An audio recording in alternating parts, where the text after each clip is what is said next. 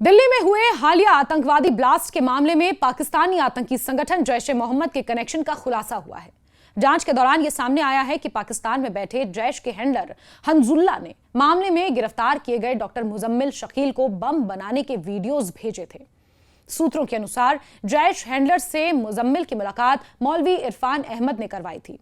जम्मू कश्मीर के शोपियां का रहने वाला मौलवी Irfan Ahmad white collar terror module का मुख्य निर्माता था, जिसने डॉक्टरों के साथ मिलकर दिल्ली ब्लास्ट सहित कई आतंकी योजनाओं की रूपरेखा तैयार की। एनआईए ने इस मामले में फरीदाबाद की अल फलाह यूनिवर्सिटी से जुड़े मुजम्मिल कनई, शाहीन सईद और आदिल अहमद राथर और मौलवी इरफान अहमद को हिरासत में लिया है। इससे पहले जांच टीम ने फरीदाबाद के धौज गांव में एक टैक्सी ड्राइवर के घर छापेमारी कर कई उपकरण भी बरामद किए। बरामदगी में आटा चक्की, इलेक्ट्रॉनिक मशीनें, मेटल पिघलाने की मशीनें शामिल थी। बताया जा रहा है कि यूरिया को आटा चक्की में पीसकर मुजम्मिल बम बनाता था। सूत्रों के अनुसार मुजम्मिल इसी आटा चक्की में यूरिया पीसता था, उसे रिफाइन करता और फिर अन्य रासायनिक पदार्थ मिलाकर विस्फोटक तैयार करता था। आवश्यक रसायन अल फलाह की लैब से चुराए गए थे। जांच में यह भी पता चला है कि मुजम्मिल की निशानदेही पर टैक्सी ड्राइवर को हिरासत में लिया गया है। ड्राइवर ने यह बताया कि चक्की को पहले बहन के दहेज के रूप में छिपाया गया था और बाद में इसे धौज ले जाया गया। धौज में ही 9 नवंबर को पुलिस ने 360 किलो अमोनियम नाइट्रेट और अन्य विस्फोटक बरामद किए थे। इसके अलावा धौज से लगभग 4 किलोमीटर दूर फतेहपुर तगा में एक और कमरा था, जिसमें यूरिया की बोरियां रखी जाती थी और धौज तक पहुंचाई जाती थी। 10 नवंबर को जम्मू कश्मीर पुलिस ने इसी कमरे से 2558 किलो संदिग्ध विस्फोटक बरामद किया। जांच एजेंसी से जुड़े सूत्रों ने यह बताया है कि व्हाइट कॉलर टेरर मॉड्यूल में हर एक सदस्य का काम बंटा हुआ था। अल फलाह यूनिवर्सिटी से गिरफ्तार डॉक्टर मुजम्मिल और डॉक्टर शाहीन सईद और दिल्ली ब्लास्ट में आत्मघाती उमर नबी इसी मॉड्यूल के मुख्य कड़ियां थी। मुजम्मिल नेटवर्क में नए सदस्यों को शामिल करता था। शाहीन आर्थिक मदद करती और ब्रेन वॉश करने का काम करती थी। जाहिर है डॉक्टर शाहीन को जमातुल मोमिनात की सदस्य और सरगना भारत में इसीलिए बनाया गया था ताकि वो ज्यादा से ज्यादा लोगों का ब्रेन वॉश कर सके, जबकि उमर नबी इनके इस्तेमाल की योजना बनाता था। मुजम्मिल का तरीका यह था कि वो अस्पताल आए मरीजों और कर्मचारियों के घर मदद के बहाने जाकर लोगों को नेटवर्क में शामिल करता था।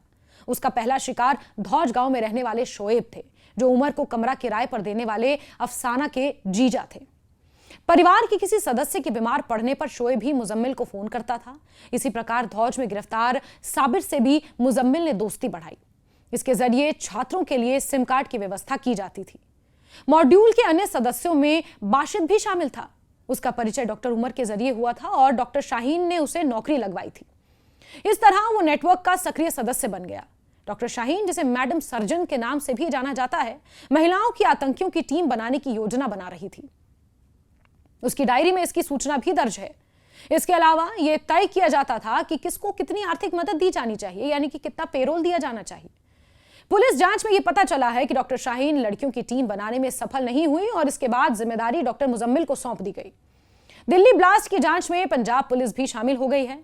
गुरुवार को पंजाब पुलिस की टीम अल फलाह यूनिवर्सिटी में छात्रों और कर्मचारियों से पूछताछ करने पहुंची और पठानकोट से हिरासत में लिए गए डॉक्टर के कार्यालय की जानकारी जुटाई और कार्यकाल की भी जानकारी जुटाई गई।